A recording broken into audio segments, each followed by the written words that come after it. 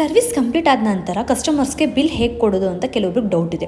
So ಇಲ್ಲಿ ಸರ್ವಿಸ್ಗೆ ಹೋಗಿ ನಿಮ್ಮ ಆರ್ಡರ್ ಐ ಡಿಲಿ ಇನ್ವಾಯ್ಸ್ ಮೇಲೆ ಕ್ಲಿಕ್ ಮಾಡಿದ್ರೆ ಬಿಲ್ ಮ್ಯಾನೇಜರ್ ಅಂತ ಬರುತ್ತೆ. ಅಲ್ಲಿ ನಿಮಗೆ ಆ್ಯಡ್ ಪ್ರಾಡಕ್ಟಲ್ಲಿ for example washing machine service ಮಾಡಿದರೆ ವಾಷಿಂಗ್ ಮಿಷಿನ್ ಅಂತ ಹಾಕಿ, ಮೋಟರ್ ಬೆಲ್ಟ್ ಅಂತ ಹಾಕಿ, ಆ್ಯಡ್ ಪ್ರೈಸಲ್ಲಿ ನೀವು ಅದಕ್ಕೆ ಎಷ್ಟು ಚಾರ್ಜಸ್ ಮಾಡಿರ್ತೀರ ಆ ಅಮೌಂಟ್ನ ಹಾಕಿ ನೆಕ್ಸ್ಟು ಆ್ಯಡ್ ಪ್ರಾಡಕ್ಟ್ ಕೊಡಿ. ನೆಕ್ಸ್ಟ್ ನಿಮಗೆ ಅಲ್ಲಿ ವಾಷಿಂಗ್ ಮಿಷಿನ್ ಗೇರ್ ಬಾಕ್ಸ್ ಹೋಗಿರುತ್ತೆ, ಅದನ್ನು ಟೈಪ್ ಮಾಡಿ ಆ್ಯಡ್ ಪ್ರೈಸಲ್ಲಿ ಅದಕ್ಕೆ ಎಷ್ಟು ಚಾರ್ಜಸ್ ಮಾಡಿರ್ತೀರ ಅಂತ ಹಾಕಿ ಆ್ಯಂಡ್ ಅಗೇನ್ ಆ್ಯಡ್ ಪ್ರಾಡಕ್ಟ್ ಕೊಡಿ. ಮತ್ತು ನೀವು ಇನ್ನರ್ ಡ್ರೈ ಟ್ಯೂಬ್ ಹೋಗಿರುತ್ತೆ, ಅದನ್ನು ಟೈಪ್ ಮಾಡಿ ಆ್ಯಡ್ ಪ್ರೈಸಲ್ಲಿ ಅದಕ್ಕೆ ಎಷ್ಟು ಚಾರ್ಜಸ್ ಮಾಡಿರ್ತೀರಾ ಅಂತ ಟೈಪ್ ಮಾಡಿ ಆ್ಯಡ್ ಪ್ರಾಡಕ್ಟ್ ಕೊಟ್ಟರೆ ಓವರಾಲ್ ಇನ್ವಾಯ್ಸ್ ಬಿಲ್ಲು ನಿಮಗೆ ಅಲ್ಲಿ ಸಿಗುತ್ತೆ. ಆ್ಯಂಡ್ ಆಲ್ಸೋ ಐಟಮ್ ಚೂಸ್ ಅಂತಂದರೆ ವಾಷಿಂಗ್ ಮಿಷಿನ್ ಅಂತ ಹಾಕಿ.